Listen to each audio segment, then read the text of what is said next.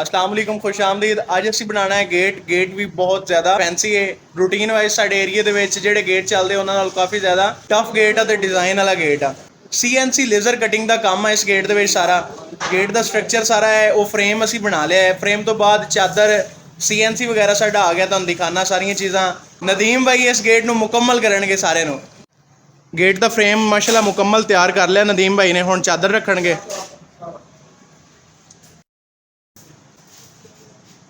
ਚਾਦਰ ਹੁਣ ਸੈਂਟਰ ਵਾਲੇ ਖਾਨੇ ਦੇ ਵਿੱਚ ਰੱਖ ਕੇ ਵੈਲਡ ਹੋਏਗੀ। ਉੱਪਰ ਤੇ ਨੀਚੇ ਲੱਗੇਗਾ CNC ਲੇਜ਼ਰ ਕਟਿੰਗ। ਇਹ ਗੇਟ ਬਣ ਰਿਹਾ ਸਲਾਈਡਿੰਗ ਗੇਟ। ਮੇਨ ਗੇਟ ਦੋ ਤਰ੍ਹਾਂ ਦੇ ਹੁੰਦੇ ਆ। ਇਹ ਅਸੀਂ ਤਿਆਰ ਕਰ ਰਹੇ ਹਾਂ ਸਲਾਈਡਿੰਗ ਗੇਟ। ਇਹਦਾ ਜਿਹੜਾ ਇੱਕ ਵੱਡਾ ਪੱਲਾ ਹੈ ਉਹ ਹੈ 10 ਫੁੱਟ ਦਾ ਤੇ ਦੂਸਰਾ ਹੈ 3.5 ਫੁੱਟ ਦਾ। 10 ਤੇ 3.5 ਫੁੱਟ ਦਾ ਗੇਟ ਤਿਆਰ ਹੋ ਰਿਹਾ ਹੈ ਜੋ ਕਿ ਨਦੀਮ ਭਾਈ ਤਿਆਰ ਕਰ ਰਹੇ ਆ। ਤੇ ਮੁਕੰਮਲ ਗੇਟ ਕਿਸ ਤਰ੍ਹਾਂ ਤਿਆਰ ਹੁੰਦਾ ਹੈ, CNC ਲੇਜ਼ਰ ਕਟਿੰਗ ਦਾ ਕੰਮ ਕਿਸ ਤਰ੍ਹਾਂ ਹੁੰਦਾ ਹੈ, ਮੈਂ ਸਾਰਾ ਤੁਹਾਨੂੰ ਦਿਖਾਵਾਂਗਾ ਇਨਸ਼ਾਅੱਲਾ। ਇਹ ਜੀ ਸਾਰਾ CNC ਆ ਗਿਆ ਸਾਡੇ ਕੋਲ। ਇਹ ਇਨਸ਼ਾਅੱਲਾ ਲਗਾਉਣਾ ਹੈ ਇਸ ਜਗ੍ਹਾ ਤੇ। ਨਦੀਮ ਭਾਈ ਨੇ ਚਾਦਰ ਵਿੱਚ ਫਿੱਟ ਕਰ ਲਈ ਹੈ। ਹੁਣ ਹੋਏਗੀ ਚਾਦਰ ਨੂੰ ਵੈਲਡਿੰਗ ਤੋੜੋ ਤੋੜ।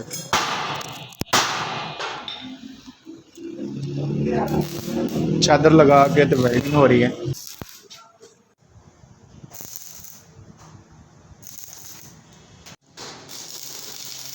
ਹੁਣ ਨਦੀਮ ਭਾਈ ਕਰ ਰਹੇ बैक साइड वेल्ड। पहले खड़ा करके की है फ्रंट साइड वेल्ड।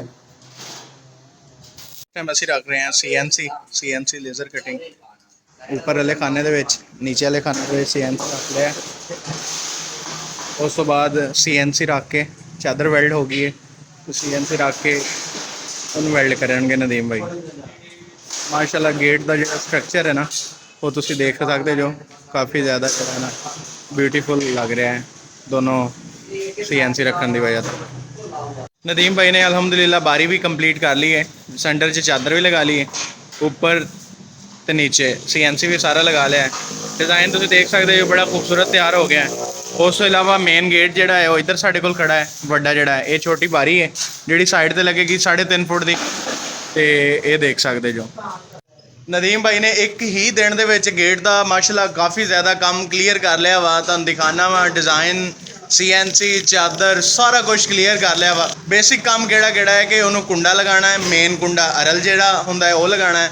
उस तो इलावा थल्लेड़ी साइड ते लगाने असी टायर जिहड़े रुले स्लाइड करते वो लगाने हैं, लेकिन वो आए नहीं हले तक, वो भी लगाने हैं। उस तो इलावा होर छोटा मोटा जिहड़ा फिनिशिंग का काम है वो करके उस तो बाद इनू करना है कलर।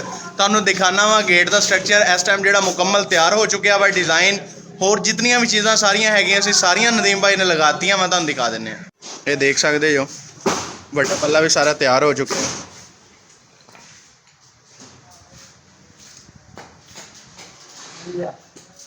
तो ये छोटी बारी है। ये नीचे वाली साइड है और ऊपर वाली साइड है। माशाअल्लाह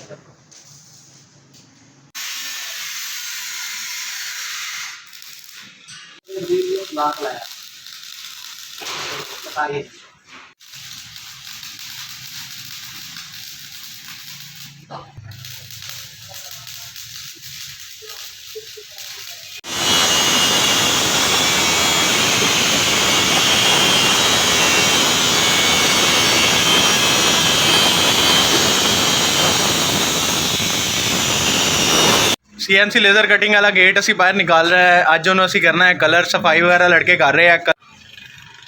ये गेट देख सकते जो, ये बारी है छोटी, ये जिस साइड पे पई है इस साइड ते ही लगेगी। उस अलावा ये मेन गेट है। ये CNC लेज़र कटिंग का काम है। सेंटर च चादर है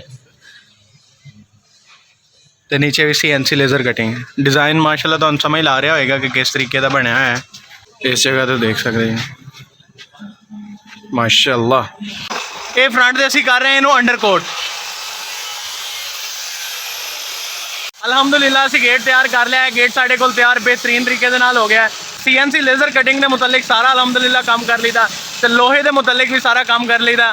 इस तरह अलहमदुलिल्लाह असी कामां नूं क्लीयर करते रहीदा है। डेली बाय डेली नवे तो नवे गेट विंडोआं उस तो इलावा सारा काम तसल्ली बख्श करीदा है। दुआवां दे विच याद रखियो। मैं तुहाडा भरा अली हसन। अल्लाह हाफिज़।